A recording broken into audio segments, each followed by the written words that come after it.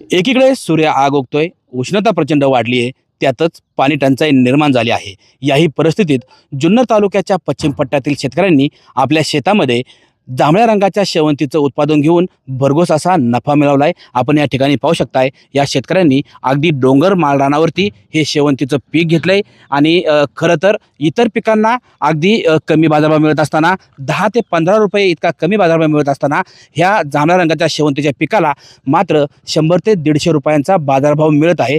त्यामुळं या पीक उत्पादक शेतकऱ्यांना फायदा होताना पाहायला मिळत आहे. आपल्यासोबत आहेत ह्या पिकाचे उत्पादक शेतकरी. काय सांगाल, तुम्ही डोंगर माळरानावरती हे शेवंतीचं पीक घेतलंय? तर आम्ही पहिल्यांदा म्हणजे पहिल्यांदाच हे पीक घेतले. तर आम्हाला उत्पन्न पण चांगलं मिळतंय आणि बाजार पण व्यवस्थित आहेत. खरं तर पाण्याची टंचाई आहे आणि तुम्ही पाण्याच्या टंचाईमध्ये सुद्धा अगदी डोंगर माळरानावरती हे पीक घेतलंय. पाण्याचं पूर्णपणे योग्य व्यवस्थापन करून ड्रिपद्वारे आम्ही पाणी सोडतो. दिवसातून 1 तास त्याला पाणी लागतं. हे 3-4 दिवसातून 1-2 तास त्याला पाणी सोडतो आम्ही.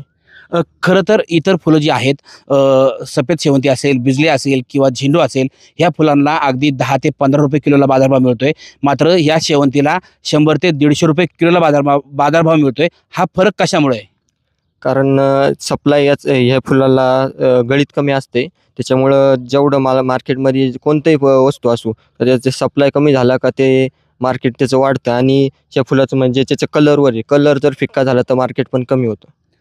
खरं तर आपण या ठिकाणी पाहिलं, ही जी फुलं आहेत, ह्या फुलांचा संपूर्ण बाजार हा या फुलांच्या रंगावरती अवलंबून आहे. जांभळ्या रंगाची फुलं असल्यामुळे याचं विशेष आकर्षण आहे आणि त्यामुळे इतर पिकांना 10 ते 15 रुपये बाजारभाव मिळत असताना या जांभळ्या रंगाच्या शेवंतीच्या फुलांना मात्र 100 ते 150 रुपये प्रति किलोला बाजारभाव मिळत आहे आणि त्यातून शेतकऱ्यांना चांगला नफा होताना दिसत आहे.